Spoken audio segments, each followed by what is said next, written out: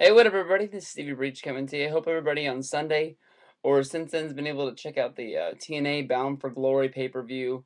Um, Hulk Hogan wrestled in a good match against Sting. I think it was better than most people expected. Um, he only really did, 3 bumps at the most during the whole match, but was able to tell a good story. Um, I don't really want to get into the whole finish of the match. I'll just say that I think that they sort of did a rip off of the whole WrestleMania match with The Rock, with him sort of joining forces with Sting. There was no real storyline to the point that was to get to that at all. He just sort of saw Sting getting the beat down and all of a sudden just turned on all the people that helped him get to where he was.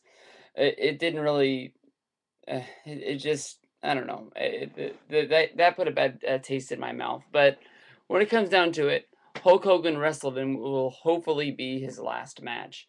The match against Sting, like I said, is a very respectable match to go out on. Um, it wasn't a great match for TNA standards or for anything else, but I mean, for Hulk Hogan to do 8 surgeries, that was a hell of a match. I mean, he fixed himself up and got healthy again just to do this one match. Whether if it was for his ego to say he could do it, or whether it was for a thank you for the fans, or whether it was to help put TNA on the map, I'm not sure what it was. But if I'm guessing it won't be his last match. But I mean, for somebody that I've watched my whole life, and I've never hid the fact that no matter all the backstage stuff that we have to put up with Hulk Hogan, and the creative control and him not ever putting anybody else over and this, that, and the other. Hogan's always been one of my favorite wrestlers. I just can't take that childhood love of this guy out of the fact. And whenever I see him, I still have that mark out moment. That place went bananas in Philadelphia when he came out there for Bound for Glory. I think he can work the smallest independent show in the world against some Joe Blow wrestler, and I think the place would still go bananas and just light up any room for him. Um, where they go from here, I'm betting that we're more than likely going to see Hogan and Sting in some sort of a tag match.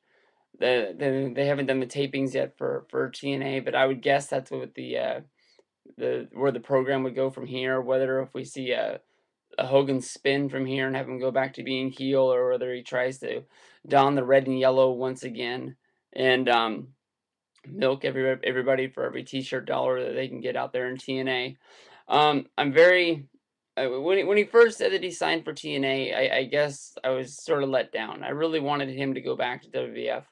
I really want him to go back home with Vince McMahon. I think with them restarting the network, I think there's a whole lot of job opportunities out there for him to do stuff. There'd always be a job for Hogan in WWE. I don't really think he has the agent role, or I don't really think there's any room for him in creative or anything like that. I think he's one of the reasons why TNA's been mixed up so much in the last few years. They just have so many people on that the writing team and in that room switching stuff around. I mean, everybody's heard the story about what he's done with Robert Roode not winning the title, and everybody says that Hogan's the one that was the guy who was like, he's not going to win this match. He's the guy that took the title off him and kept it on Angle because he doesn't think he's the guy to carry the company.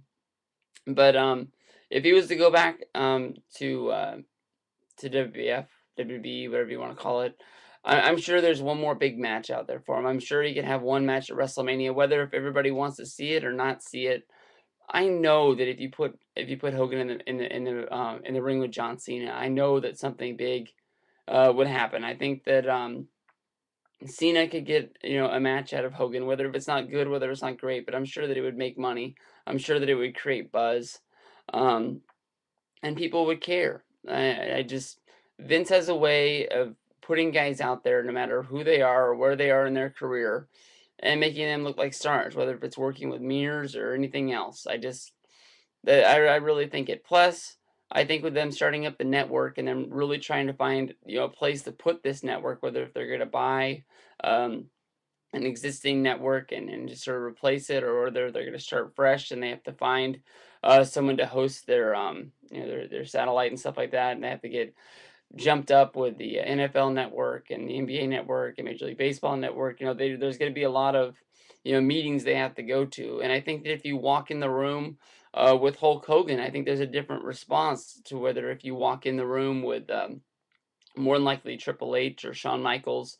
It's just a different era. Not to knock those guys. I mean, I think of the world of Triple H, and I think the world of Shawn Michaels, but I think there's just a different aura surrounding um, Hulk Hogan. I think that the network executives more than likely will be older, and I think they will connect better with Hulk Hogan more than anything else. Whether if they brings back something from their childhood or something from their teenage years, I just think that the Hulk Hogan factor could help them get this deal done a whole lot better and a whole lot faster than Shawn Michaels or Triple H. So whether this is the end of Hulk Hogan, which more than likely is not, I think he went on a high note. I think that Bound for Glory match was a great way to hang his hat on and walk into the locker room and say, it's up to you guys now. I passed the torch to the younger guys, even though I didn't put any of you guys over. And let's go. Let's see what TNA can do.